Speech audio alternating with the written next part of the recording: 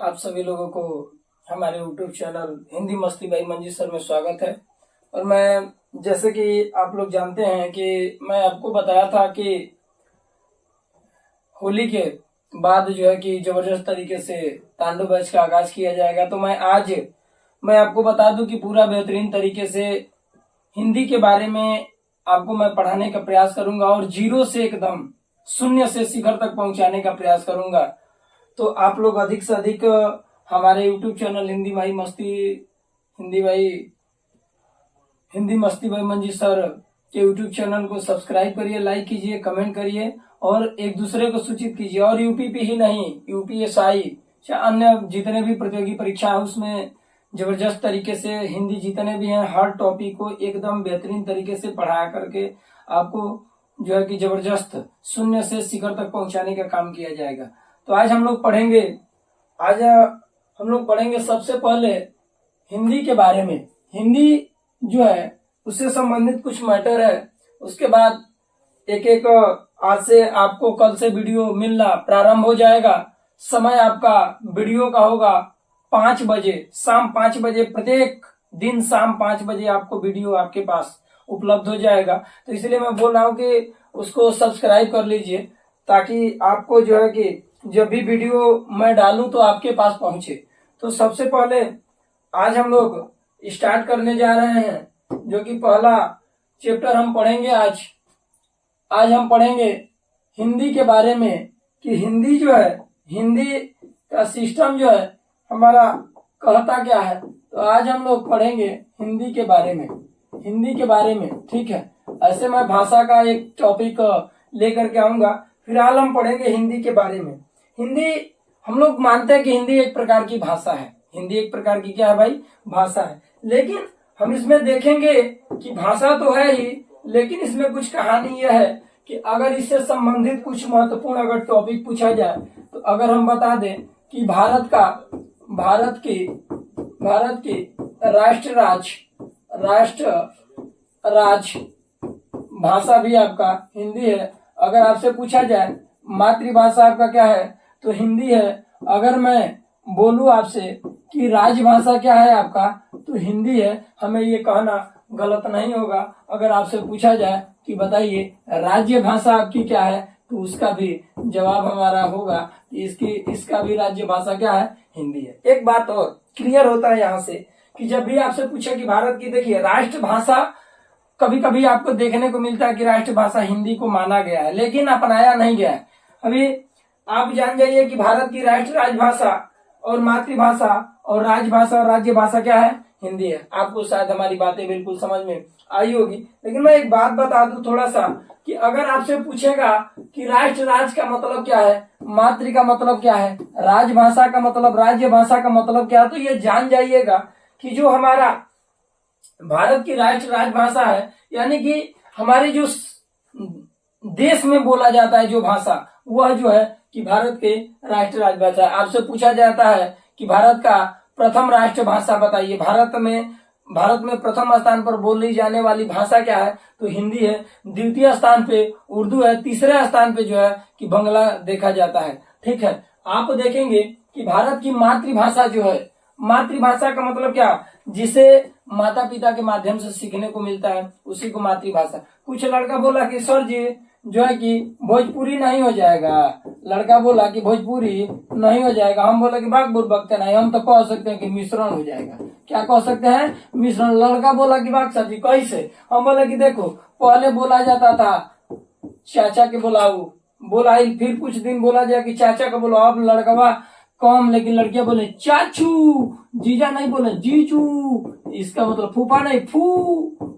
ये कहानी है, तो इसलिए हम कह सकते हैं कि मिश्रण भाषा। लेकिन ये कहानी नहीं है। आप इतना टॉपिक जानिएगा कि भारत का जब राष्ट्रीय भाषा के, जब आपका कहने का मतलब है कि जब आपसे पूछा जाएगा कि बताइए कहानी क्या होगी तो आप बस केवल यही बताएंगे कि भारत का जो राष्ट्र राजभाषा है,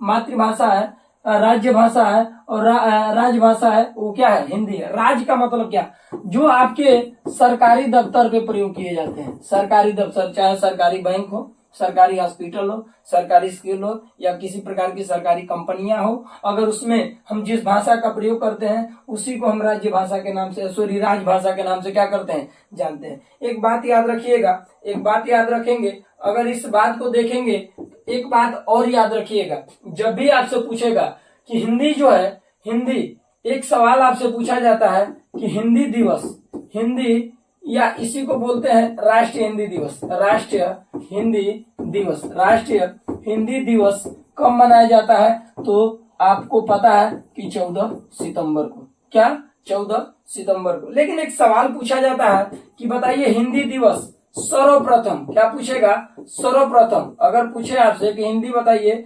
सर्वप्रथम कब मनाया गया, तो 14 सितंबर 1953 को, 14 सितंबर 1953 को। मेरी बात को नोट किया जाएगा। अगर पूछे कि बताइए हिंदी दिवस या राष्ट्रीय हिंदी दिवस कब मनाया गया, तो 14 सितंबर को। लेकिन पूछ दिया जाएगा कि सर्वप्रथम राष्ट्रीय हिंदी दिवस कब मनाया गया था, तो 14 सितंबर 1953। बस सन आपको याद रखना है। क्या याद रखना है भैया? सन याद रखना है कि 1953 में। आगे की कहानी ये देखेंगे कि अगर आपसे पूछा जाए कि हिंदी बताइए, हिंदी को संविधान में किस में, कहां पे, इसके बारे में व्याख्या करेंगे। लेकिन आप जान जाइएगा कि जो हिंदी है हमारी, वो हिंदी है, तो हिंदी का विकास, हिंदी का विकास जो है, हिंदी का विकास सौर सैनी अपभ्रंश से हुआ है। सौर सैनी अपभ्रंश से, सौर सैनी अपभ्रंश से हुआ। हिंदी का विकास जो हुआ है सौर सैनी अपभ्रंश से हुआ। अपभ्रंश यह एक प्रकार की भाषा, आर्य भाषा है,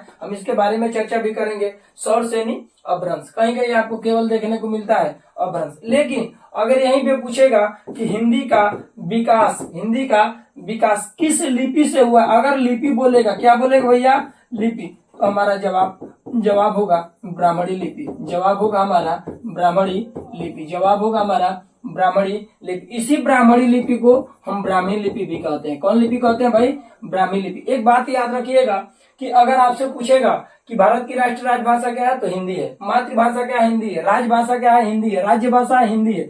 अगर मैं बोलूं आपसे कि हिंदी या राष्ट्रीय हिंदी दिवस, कभी कभी आता है कि हिंदी दिवस कब मनाते हैं, तो 14 सितंबर। अगर कभी आएगा राष्ट्रीय हिंदी दिवस कब मनाते हैं, तो 14 सितंबर। अगर आ जाएगा कि सर्वप्रथम, ये आपका ये रीट में, राजस्थान टेट में पूछा हुआ क्वेश्चन है कि सर्वप्रथम हिंदी दिवस कब मनाया गया, तो 1953 में। अगर सवाल पूछेगा कि हिंदी का विकास किससे हुआ है, तो सौर सैनी अपभ्रंश से हुआ। और पूछ देगा कि हिंदी का विकास किससे हुआ है, पूछेगा तो सौर सैनी अपभ्रंश। अगर ये पूछेगा कि हिंदी का विकास किस लिपि से हुआ है, तो ब्राह्मणी लिपि या ब्राह्मी लिपि से हिंदी का विकास हुआ है। एक बात और क्लियर होता है, यहां से आप ये जान जाइएगा कि ये सवाल पूछेगा। लेकिन अगर पूछेगा कि सबसे प्राचीन लिपि बताइए, अगर सबसे प्राचीन लिपि या लिपियों की जननी, अगर आपसे पूछे लिपियों की जननी पूछे, या आपसे पूछेगा लिपियों का जन्मदाता, या आपसे पूछेगा कि लिपियों का जनक किस लिपि को बोला जाता है, या सबसे पुरानी या प्राचीन लिपि क्या है, तो वो है ब्राह्मणी लिपि। क्या है भैया? ब्राह्मणी लिपि होता है। कौन सा लिपि होता है? ब्राह्मणी लिपि। तो सवाल कई सारे बनते हैं कि अगर पूछेगा कि सबसे प्राचीन लिपि क्या है, तो ब्राह्मणी लिपि। लिपियों की जननी क्या है, तो ब्राह्मणी लिपि। लिपियों का जन्मदाता क्या है, तो ब्राह्मणी लिपि। लिपियों का जनक कौन है, तो ब्राह्मणी लिपि। लेकिन पूछ दिया जाता है कि बताइए अधिकतर लिपियों का विकास किस लिपि से हुआ है, तो उसका भी जवाब होगा ब्राह्मणी लिपि। तो शायद हमारी बातें आपको बिल्कुल समझ में आई होगी। आगे देखेंगे, बात चर्चा की है कि इस मुद्दे पे अगर हम जानना चाहेंगे भाई, कि अगर हम ये देखेंगे कि ये तो कहानी थी आपका इस टॉपिक पे कि हमने जाना थोड़ा सा हिंदी के बारे में। एक बात याद रखिएगा, हिंदी को मातृक सभा,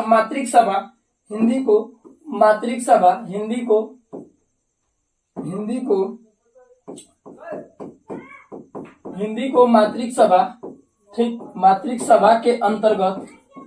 सभा के अंतर्गत 14 सितंबर 1949 ईस्वी को अपनाया गया। ईस्वी को क्या किया गया? अपनाया गया। इसीलिए जो हम प्रत्येक वर्ष की कहानी होती है ना, 14 सितंबर को हिंदी दिवस के रूप में क्या करते हैं, मनाते हैं। 14 सितंबर को हिंदी दिवस के रूप में क्या करते हैं, मनाते हैं। एक बात और याद रखिएगा, इस टॉपिक पे एक सवाल थोड़ा सा सुनने में अच्छा लगेगा। अगर आपसे पूछेगा कि बताइए, ये जो आपकी कहानी है, ये जो कहानी है हम देख रहे हैं कि हिंदी को किस सभा के अंतर्गत अपनाया गया, मातृक सभा। कब अपनाया गया, 14 सितंबर 1949 ईस्वी को। और पूछ देगा कि हिंदी दिवस कब मनाते हैं, राष्ट्रीय हिंदी दिवस, तो 14 सितंबर को। एक बात और याद रखिएगा, अगर आपसे ये पूछेगा कि बताइए कि हिंदी को संविधान में, तो आपको बता दे कि हिंदी को संविधान में राजभाषा के तहत रखा गया है। किस भाषा के तहत, राजभाषा के तहत। किस भाग में रखा गया, अगर मैं भाग की बात करूं तो भाग 17 में रखा गया। भाग किसमें, 17 में। अगर अनुच्छेद में बात करूं, अनुच्छेद में जिसको आर्टिकल बोलते हैं, तो वह 343 से 351 के प्रथम वर्ग में रखा गया। किस वर्ग में, प्रथम वर्ग में। थोड़ा सा एक बात याद रखिएगा, यहाँ पे अगर पूछेगा संविधान को किस भाषा के तहत रखा गया है, संविधान को किस भाषा के तहत रखा गया है, तो हमारा जवाब होगा राष्ट्रभाषा का। किस भाग में, 17 में। किस अनुच्छेद में, तो 343 से 351 के किस वर्ग में रखा गया है, प्रथम वर्ग में। एक बात और याद रखिएगा, ये जैसे 343 है ना, 343 ये फर्स्ट दे देगा, हो सकता है ए दे दे, हो सकता है क दे दे, हो सकता है अ दे दे। तो आप ये ना समझ रहे मास्टर तो पढ़ ले रहा है कि प्रथम वर्ग में रखा गया है, और ये तो 343 फर्स्ट दे रहा है यार, 343 से दे रहा है यार, ये सब में पहले पे ही आता है, इसलिए इसको बोलेंगे कि अनुच्छेद का 343 से 351 के किस वर्ग में रखा गया है, प्रथम वर्ग में रखा गया है। एक बात और याद रखिएगा, मैं एक वादा गारंटी के साथ कहना चाहूंगा कि आप बस जितने वीडियो बनाए जाते हैं, हमारे वीडियो को बेहतरीन तरीके से आप देखिए। अगर यूपीपी में आपका एक भी क्वेश्चन अगर इधर उधर चल जाएगा, तो फिर आप कहिएगा कि मंजी सर पढ़ाए थे और समझ में तो आया था, लेकिन पेपर में वो क्वेश्चन नहीं आया था। तो समझना बड़ी बात नहीं है। आपको ये जो चीजें, जो टॉपिक चल रहा है, उस टॉपिक को आपके सामने पेश किया जाता है और वो आप समझ लेते हैं, और वही चीजें आपके पेपर में आता है, तो वो अच्छा लगता है। ठीक है, जैसे ये चैप्टर खत्म होंगे वैसे ही आपको प्रैक्टिस सेट भी कराया जाएगा, हर चैप्टर से प्रैक्टिस सेट। इसके बाद थोड़ा सा भाषा के बारे में जानेंगे कि हिंदी का विकास किस किस से हुआ, सबसे पहले कौन सी भाषा आई, पढ़ेंगे वैदिक, लौकिक, कैसे करके बहुत सारा मैटर पढ़ेंगे। धैर्य रखिए, कुछ छूटेगा नहीं आपका।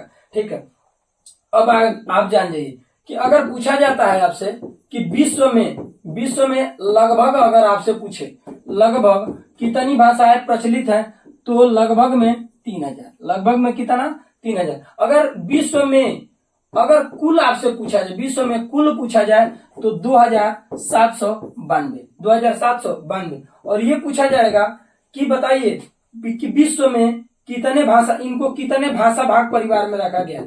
भाषा भाग परिवार में रखा गया है। तो बस याद रखिएगा 12 भाषा भाग परिवार में। कितने, 12।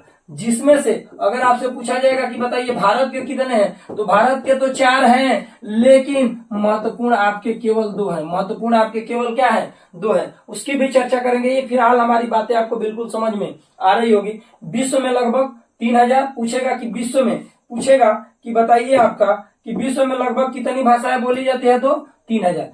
कुल जब बोलेगा तो 2792। और पूछ देगा कि विश्व में कितने भाषा भाग परिवार, या सभी भाषाओं को कितने भाषा भाग परिवार में रखा गया है, 12 में। जिसमें भारत के कितने हैं, अगर कुल पूछेगा तो 4 मुख्य रूप से पूछेगा, तो 2 या पूछेगा कि भारत को कितने भाषा, भारत की भाषाओं को कितने, सभी भारत की कितने भाषा भाग परिवार हैं, तो 2 बताएंगे। कुल बोलेगा तो 4। देखिए क्या है कि थोड़ा चामे का जीव लामे चल जाता है, और कोई दिक्कत नहीं, बाकी सब ठीक है, बाकी आप देख सकते हैं। ठीक है, तो एक बात और याद रखिएगा इस बात पे, ये तो इतना मैटर चला। उसके बाद अब क्या जानेंगे कि वो चला जो है भारूपीय है। क्या है भाई, भारूपीय भाषा भाग परिवार है। पहला, भारत का पहला भारूपीय।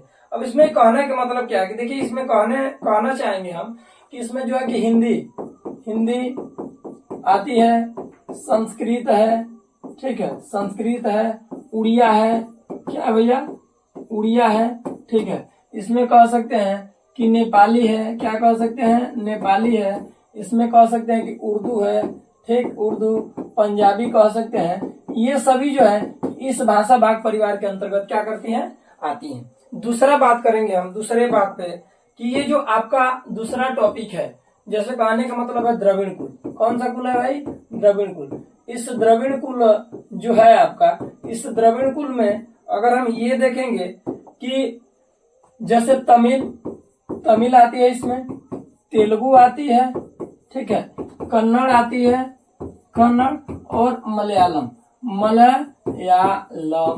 मलयालम। और ये सभी कहाँ की भाषा है भाई, दक्षिण भारत की भाषा। कहाँ की, दक्षिण भारत की भाषा। ये सभी कहाँ की भाषा है, दक्षिण भारत की। इंपॉर्टेंट है, ये इंपॉर्टेंट है एकदम। ये सवाल आपसे पूछे जाते हैं एकदम क्लियर।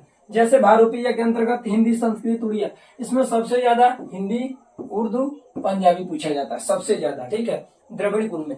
ये कहने का मतलब क्या है, तो ये याद रखेंगे तो ये याद अपने, इसमें बहुत सारी आती है, ये इंपॉर्टेंट है, तमिल, तेलुगु, कन्नड़ और मलयालम। एक लड़का बोला कि जैसे सवाल मैं क्या बोलूं, सवाल मैं ये बोला आपसे कि क्वेश्चन क्या बनेगा, कि बनेगा कि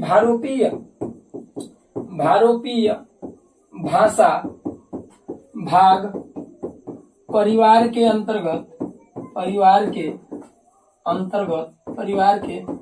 अंतर्गत कौन कौन सी भाषा आती है, निम्न में कौन भाषा आती है। तो अब ऑप्शन में देखेंगे, ऑप्शन अगर मैं बनाना चाहूं तो ए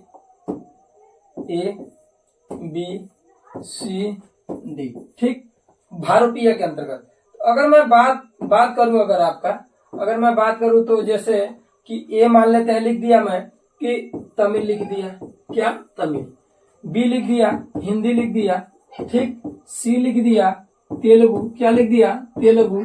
और डी लिख दिया, कन्नड़, क्या लिख दिया भाई, कन्नड़। अब देखेंगे क्या, अगर ये भाषा याद है आपका द्रविड़ कुल का, तो आप कहेंगे अरे यार ये तो द्रविड़ कुल में आती है, ये भी द्रविड़ कुल में, ये भी लग रहा है कि ये ऑप्शन क्या होगा सही। मेरा कहने का मतलब ये, इसकी भी अगर जानकारी होगी तो हम आसानी से कर लेंगे। अब देखिए, एक लड़का बोला सर जी तो एक कौन तरीका, हमने बोला कि जब प्यार से हमको भैया हिंदी ट्रिक भाई मंजी सर कहते हैं तो बिल्कुल एक ट्रिक है, ट्रिक नहीं बाबू, ये हमारा टरक है जी। देखो, जैसे कहने का मतलब क्या है, कहने का मतलब है कि याद कर सकते हैं तत्ते कम द, याद कर सकते हैं भैया तत्ते कम द। इस तत्ते कम द की कहानी क्या होगी कि आप इस तत्ते कम द से देखेंगे तो ये होगा आपका तमिल, ये होगा तमिल, उसके बाद ये होगा तेलुगु, क्या होगा, तेलुगु। इसके बाद क्या होगा, कन्नड़, क्या होगा, कन्नड़। और ये होगा मलयालम, क्या होगा भैया, मलयालम। और ये जो आपके सामने दिख रहा है ये दक्षिण भारत की क्या होगा, ये भाषा। तो कहने का मतलब है कि आप आसानी से इसको समझ सकते हैं कि तमिल है,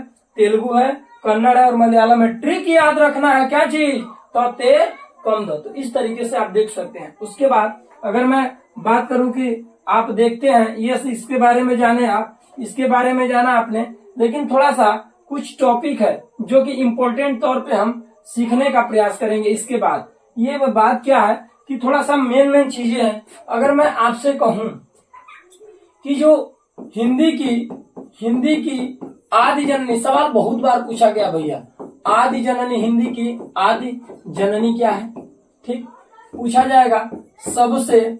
सबसे प्राचीन भाषा क्या है, प्राचीन भाषा क्या है भाई, सबसे प्राचीन भाषा क्या है, पूछा जाएगा कि देववाड़ी कहा जाएगा, देववाड़ी कहा जाएगा कि देवभाषा कहा जाएगा, देवभाषा, जैसे कहा जाएगा अमर भाषा, ठीक, अमर भाषा।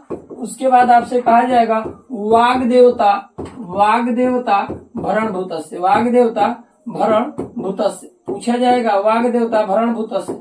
ये जो टॉपिक आएगा, इस सवाल आपसे ये पूछा जाएगा कि बताइए ये किसे किसे कहते हैं। तो हिंदी की आदि जननी जो है वो संस्कृत है, हिंदी की आदि जननी क्या है भैया, संस्कृत है। सबसे प्राचीन भाषा क्या है, तो वो भी क्या है आपका, संस्कृत है।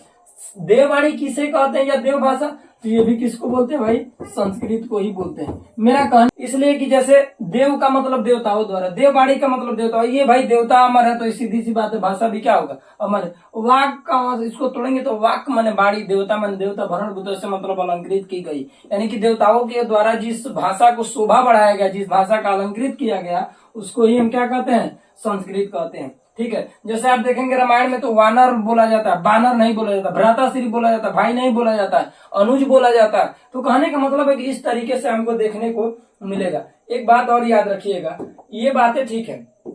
उसके बाद अगर मैं आपसे एक बार बोलूं कि बताइए कि राष्ट्रीय हिंदी दिवस, राष्ट्रीय हिंदी दिवस जैसे आपने पढ़ा हिंदी राष्ट्रीय हिंदी दिवस के बारे में, उसके बाद आपने पढ़ा विश्व हिंदी दिवस के बारे में, मैं केवल बताया विश्व हिंदी दिवस के बारे में। तो अगर इसमें अगर आप जानेंगे राष्ट्रीय हिंदी दिवस 14 सितंबर को, ठीक, इसकी बात करेंगे 10 जनवरी को। लेकिन मैं बात बोला आपसे कि अगर आप बताइए, अगर आप सर्वप्रथम कब बनाया गया, तो 1953 में, इसमें सर्वप्रथम 2006 में। यानी कि राष्ट्रीय हिंदी दिवस पूछेगा तो 14 सितंबर, सर्वप्रथम कब मनाया गया 1953, विश्व हिंदी दिवस तो 10 जनवरी, इसमें पूछेगा सर्वप्रथम 2006। ये दोनों का सर्वप्रथम आपसे पूछा जा सकता है। एक बात याद रखिएगा कि अगर आपसे ये दोनों में दिक्कत होती है, दोनों में दिक्कत क्या होती है कि जैसे अगर आपसे सवाल पूछेगा, क्वेश्चन अगर आपसे करता है कि बताइए बोलेगा कि बताइए, आपसे पूछेगा कि जो है कि बताइए विश्व हिंदी दिवस, क्या पूछेगा, विश्व हिंदी दिवस पूछेगा आपसे कि बताइए विश्व हिंदी दिवस कब मनाते हैं। ऑप्शन ए बनाएगा 14 सितंबर, बी बनाएगा 10 फरवरी, सी बनाएगा 10 जनवरी, डी बनाएगा 12 जनवरी। अगर ये बोलेगा आपसे तो लड़का बहुत ज्यादा दिमाग नहीं दौड़ाता, कहता है कि 14 सितंबर को ही क्या होगा, सही हो। लेकिन उसने पूछा क्या है भैया, उसने आपसे पूछा क्या है कि विश्व हिंदी दिवस के बारे में। तो लड़का को अपने देश के बारे में पता है, इसलिए टिक लगा दिया। तो लड़का बोलते हैं कि सर ये दोनों में कंफ्यूजन होता है, कोई ट्रिक है। हम बोले 2 ट्रिक है। पहला कि हिंदी राष्ट्र का मतलब आपके देश के बाद में चल रहा, तो एक भारत है। विश्व में ऐसे बहुत सारे देश है, तो अधिक वाला के लिए कम, कम वाला के लिए अधिक। लड़का बोला सर कहीं गड़बड़ा जी, तब हम बोले कोनो बात नहीं, ध्यान से देखो।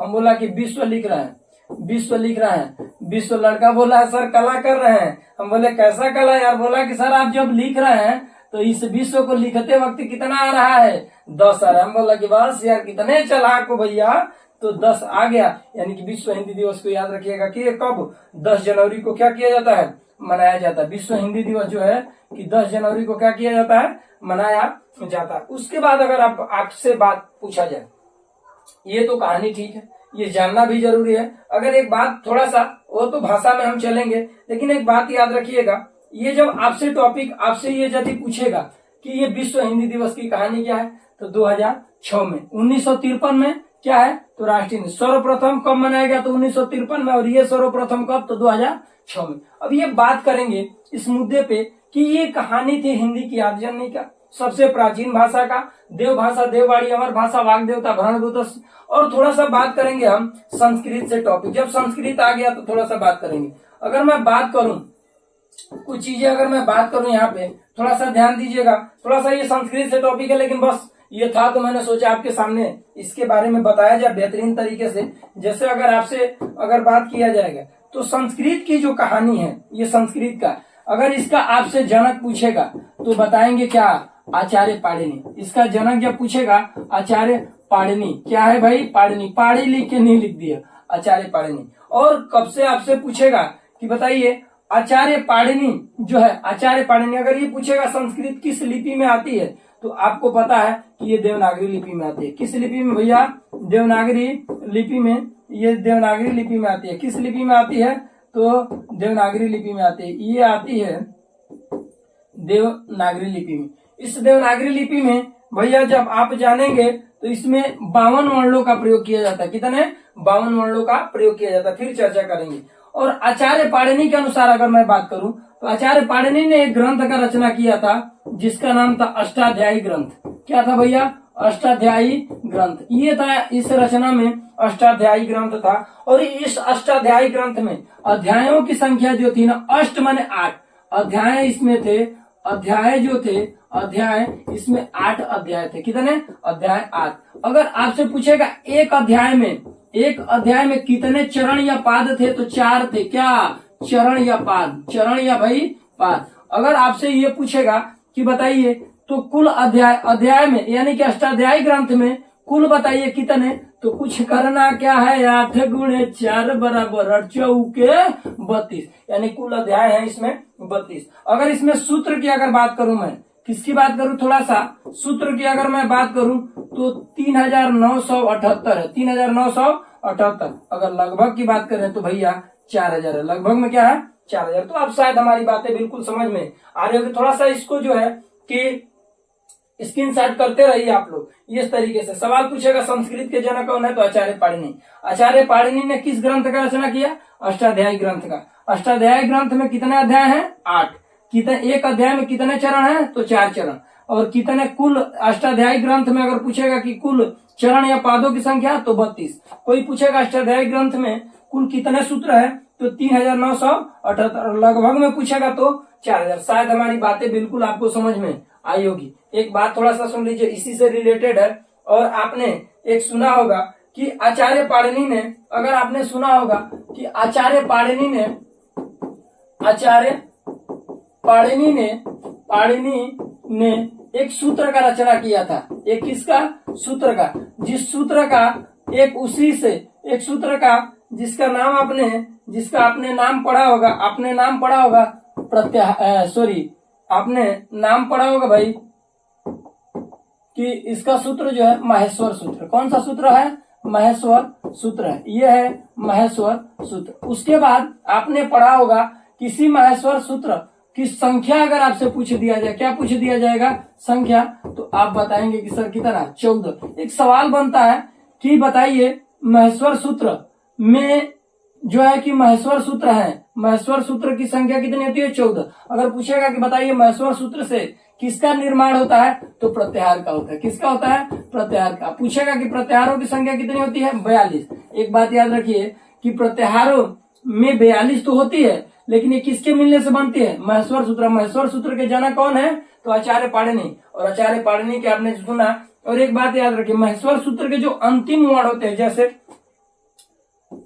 पढ़ते हैं अयुड़, पढ़ते हैं रिलिरी क, ये जो आपको हलंत वाला दिखते हैं, इसको बोलते हैं इति संज्ञक।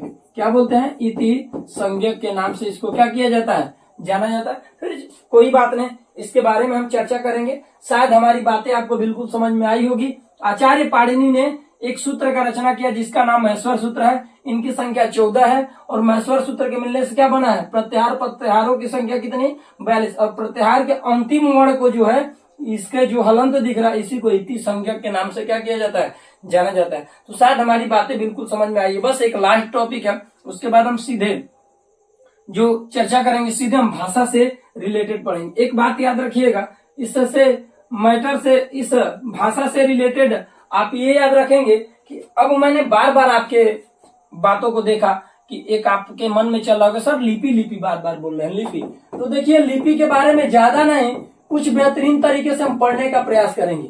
लिपि जो है, लिपि का मतलब क्या है, तो देखिए लिपि का मतलब एक प्रकार का चिन्ह है। ये जैसे सवाल आपका क्या है कि सवाल आपसे पूछेगा कि लिपि क्या है, तो लिपि यह एक प्रकार का चिन्ह है। लिपि एक प्रकार का क्या है, चिन्ह। इसका मतलब आपसे पूछेगा कि बताइए लिपि का शाब्दिक अर्थ क्या है, लिपि का शाब्दिक अर्थ क्या है, तो क्या बताएंगे, चिन्ह है। क्या है भाई, चिन्ह है। अब कहने का मतलब क्या है, इसका जो है कि परिभाषा की अगर मैं बात करूं तो आप कह सकते हैं कि किसी भाषा के ध्वनि को बोलने के लिए, किसी भाषा के ध्वनि को बोलने के लिए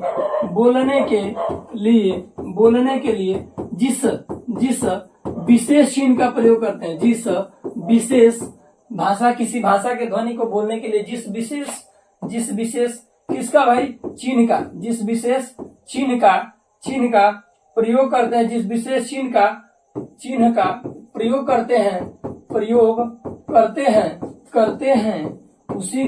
उसे लिपि कहते हैं। क्या कहते हैं भाई, लिपि कहते हैं। उसे लिपि कहते हैं। एक बात याद रखिएगा, किसी भाषा के ध्वनि को बोलने के लिए, इसको संस्कृत में, इसको इंग्लिश में स्क्रिप्ट बोलते हैं। क्या बोलते हैं, स्क्रिप्ट। जो भी है, किसी भाषा के ध्वनि को बोलने के लिए जिस विशेष चिन्ह का हम प्रयोग करते हैं उसे क्या कहते हैं भाई, लिपि कहते हैं। एक बात याद रखिए, लिपि आप कई प्रकार के पढ़ेंगे, खरोष्टी लिपि, ये लिपि। मेरा मेन टारगेट है कंपटीशन से संबंधित जो मेन क्वेश्चन है, जो वनडे एग्जाम में। अब आप एलटी के लेक्चरर टीचर की तैयारी करेंगे, चाहे अन्य पीजीटी टीजीटी लेवल तक जाएंगे तो थोड़ा सा टफ होता है। लेकिन अगर मैं एसआई की बात करूं, यूपीपी की बात करूं, वीडियो की बात करूं तो ज्यादा डीप में नहीं पूछा जाता है। जो भी है इससे संबंधित मैटर आपका आएगा, तो प्रयास रहता है कि क्वेश्चन आपका कहीं नहीं जाए इससे ज्यादा। अब बात करेंगे लिपि का। अगर मैं परीक्षा के दृष्टि से अगर मैं बात करूं तो जो है कि लिपि जो है हम आपको पढ़ाएंगे, लिपि 6 प्रकार की होती है। लिपि 6 प्रकार की होती है। लिपि 6 प्रकार की होती है। मैं एक बात बोला आपसे, लिपि एक 6 प्रकार की होती है। मैं जैसे बोला आपसे कि सबसे सवाल पहला पूछेगा कि लिपि एक प्रकार की क्या है, तो लिपि एक प्रकार का क्या है, चिन्ह है। पूछेगा लिपि का शाब्दिक अर्थ क्या होता है, तो चिन्ह होता है। फिर पूछेगा कि लिपि किसे कहते हैं, तो आप बता देंगे किसी भाषा के ध्वनि को बोलने के लिए जिस विशेष चिन्ह का आप प्रयोग करते हैं उसी को क्या कहते हैं, भाषा। एक बात याद रखिएगा, इसमें कोई भाषा में कोई परिवर्तन नहीं होता है। जो है आप लिखावट आपका चेंज होगा, लेकिन अर्थ जैसे हम कहते हैं ना, हिंदी में बोलते हैं क्या हाल है, क्या हाल है। अब इसी को इंग्लिश में भी लिखते हैं क्या हाल है, तो भाषा चेंज हुआ है लेकिन इसका अर्थ में कोई परिवर्तन नहीं। स्क्रिप्ट है, ये लिपि है, इसको हिंदी में लिख दिए हैं, इसको अंग्रेजी में लिख दिए हैं, ठीक है। तो जो लिपि 6 प्रकार की होती है, आप जान जाइए कि इस लिपि में कौन कौन सी लिपि होती है, कितने प्रकार का। तो जैसे अगर मैं पहले की बात करूं, पहले, दूसरे, तीसरे, चौथे, अगर 5वें की मैं बात करूं, 6वें की बात करूं, तो सबसे पहले आपको मैं बता दूं कि सबसे पहले आप जानेंगे देवनागरी लिपि।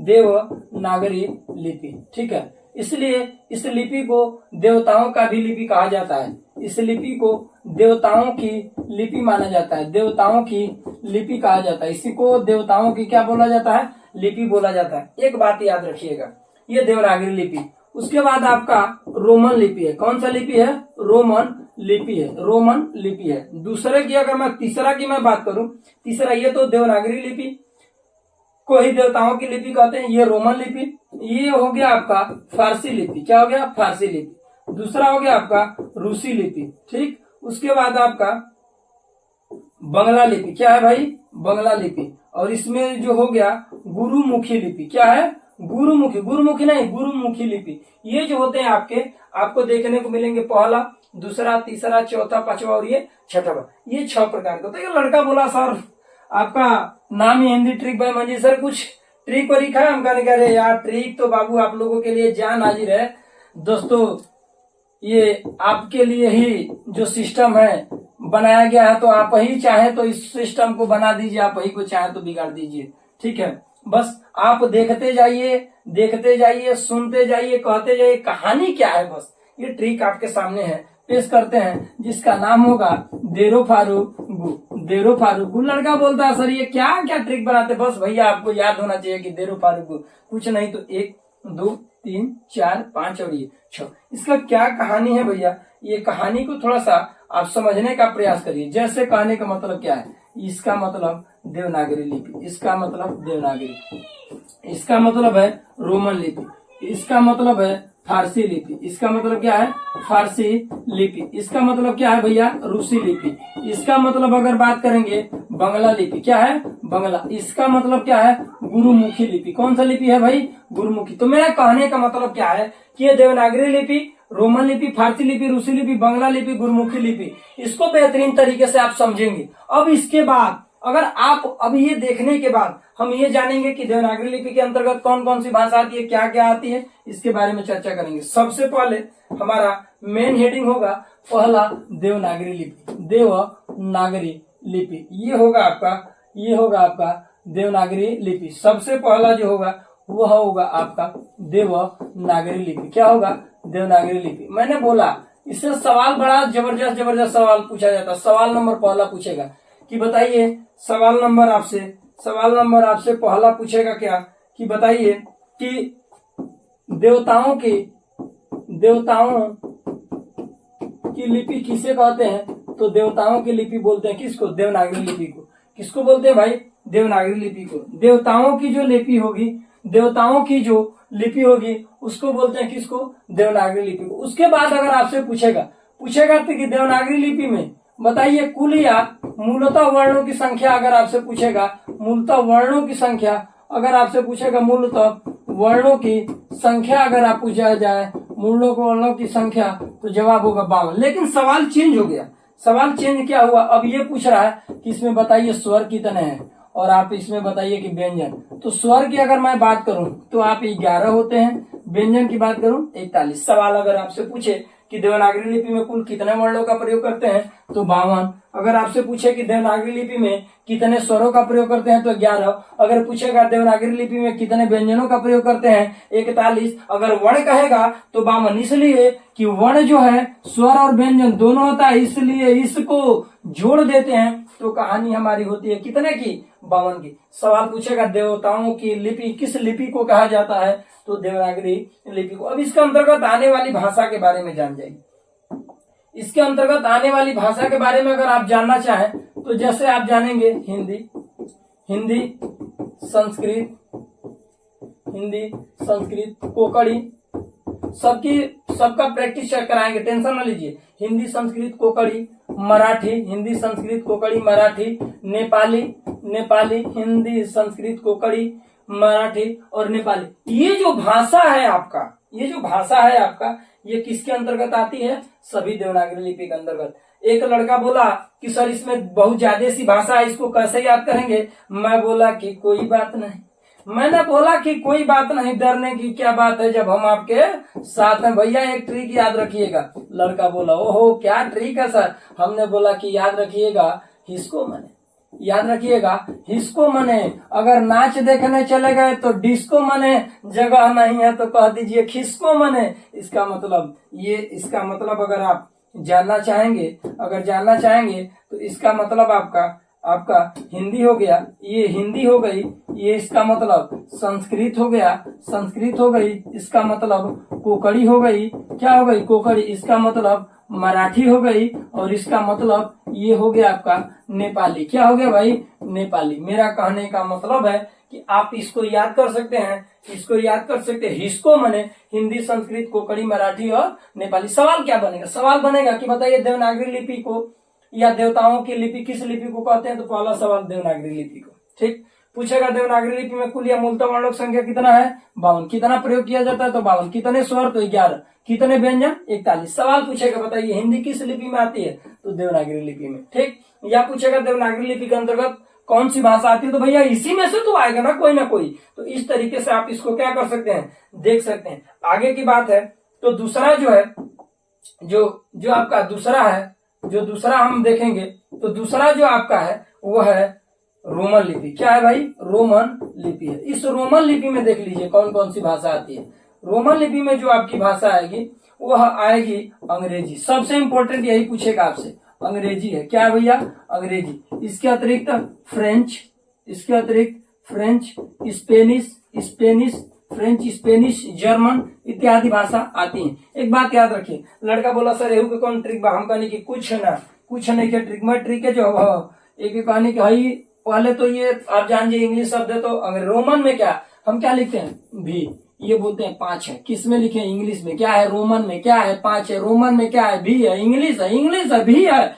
इसका मतलब केवल क्लियर कि रोमन क्या होता है, अंग्रेजी में आता है। तो आगे की कहानी है जो दूसरा हम पढ़ेंगे, ये तो था आपका देवनागरी लिपि, रोमन लिपि। अब आगे की कहानी होगी जो हम पढ़ेंगे फारसी लिपि। क्या पढ़ेंगे, तीसरा जो होगा वह होगा आपका फारसी लिपि। एक बात याद रखिएगा, फारसी लिपि में आप ये जान जाइएगा, इसमें जान जाइएगा कि इसमें उर्दू आता है, उर्दू आती है, अरबी और फारसी, अरबी और फारसी आती है। कहने का मतलब क्या है कि इसमें उर्दू, अरबी और फारसी आती है। अब ये बात याद रखिएगा, इसका भी ट्रिक है। छोटा लड़का से बोलते हैं कि फारसी जो है तो उर्दू लड़कन से छोट लड़कन से कहला उर्दू फारसी छटल बड़ा चार झापड़ा। इसका मतलब उर्दू फारसी छटल बड़ा, उर्दू फारसी आ गया किस लिपि में, फारसी लिपि में। कहने का मतलब हमारी बातें आपको बिल्कुल समझ में। सबसे जबरदस्त सवाल पूछा जाता है कि बताए दाएं से बाएं दाएं से बाएं किस लिपि में लिखी जाती है? तो बहुत लोग ट्रिक लगाएंगे किस पे? उर्दू पे। लेकिन भाषा पूछेगा तो भैया उर्दू पे। लेकिन पूछ रहा है कि दाएं से बाएं किस लिपि में? अरे राजू, उर्दू भाषा है, ये भाषा है, किसमें है? लड़का बोला सर जी ये तो फारसी लिपि में है। बस सीधी सी बात है, उस पर ट्रिक होगा क्या चीज? फारसी लिपि का। अब तीसरा तो हो गया, चौथा की बात करेंगे। ये चौथा में रूसी लिपि आप देखेंगे, ठीक। उसके बाद पांचवा बंगला लिपि देखेंगे, बंगला। उसके बाद छठवा देखेंगे गुरुमुखी लिपि। कौन लिपि भैया?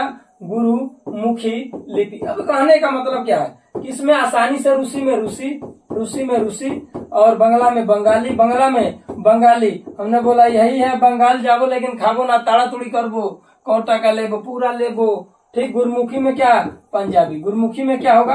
पंजाबी। बस आप ये रूसी में रूसी, बंगला में बंगाली है। गुरुमुखी के लिए याद रखिए गुरु गोविंद सिंह कहाँ पूजे जाते हैं? पंजाब में। बस याद हो गया क्या चीज? पंजाबी। तो शायद हमारी बातें बिल्कुल आपको समझ में आई होगी। लाइक कीजिए, सब्सक्राइब कीजिए, कमेंट करिए, और जो है कि घंटिया है ना भैया, क्या है कि थोड़ा सा टिप दीजिएगा, ठीक है। बस आप लोगों का साथ चाहिए, प्यार चाहिए। बाकी मुझे भी कभी कभी दुखी होती है, मेरा मन कभी कभी दुख होता है कि इतना अच्छा तरीके से प्रयास करते हैं कि अच्छे से तरीके से आपको पढ़ाया जाए, अच्छे से तरीके से समझाया जाए, फिर भी जो है कि इसमें कोई आगे तक बच्चे इसको देख नहीं पाते हैं। मैं चाहता हूं कि स्किप न करके देखिए, इसको बेहतर से बेहतर, अच्छे से अच्छे तरीके से इसको देखने का प्रयास करिए। और मैं चाहूंगा कि आप इसको जितना अच्छे से अच्छे, जितना शेयर करेंगे, जितना लाइक करेंगे, जितना कमेंट करेंगे, मैं प्रयास करूंगा कि और बेहतर से बेहतर। थोड़ा सा मनोबल, मन टूट जाता है कि व्यू नहीं जाते इस पे, या कमेंट नहीं आता इस पे, या सब्सक्राइबर ये हैं। बस मैं आपसे रिक्वेस्ट करना चाहूंगा कि आप इसको देखिए, परीक्षा दीजिए, या प्रैक्टिस सेट करिए। अगर हमारे प्रश्न नहीं फंसते तो कमेंट करिए सर आप जो है कि भोजपुरी में सर आप बस डी बांध रहे, आपसे कुछ होगा नहीं, ठीक है। तो प्रयास करेंगे कि थोड़ा सा पढ़ करके ही आपको बेहतर तरीके से पढ़ाने का प्रयास करूं, ठीक। शायद हमारी बातें आपको बिल्कुल समझ में आई होगी। धन्यवाद। जय हिंद, जय भारत।